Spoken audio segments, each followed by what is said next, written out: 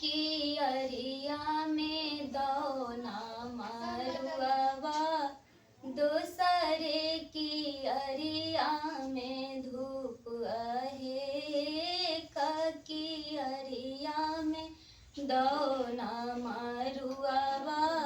दूसरे की अरिया में धूप आहे, तीसरे की अरिया में ठारी भेलन फुलटुन दुल्हा, घड़िए घड़िए चुए रूप आहे,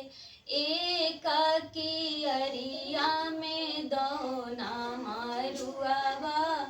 दूसरे की अरिया में धूप आहे, तीसरे की अरिया में ठारी भेलन फुलटुन दुल्हा, घड़िए घड़िए चुए रूप आहे, केही तोरा आहे राम जी संचा पर संचायला का, केही तोरा गढ़लक सोनार आहे, केही तोरा आहे राम जी संचा पर संचायला का, केही तोरा गढ़लक सोनार आहे, नाये मोरा आहे सातसो संचा पर संचायला का,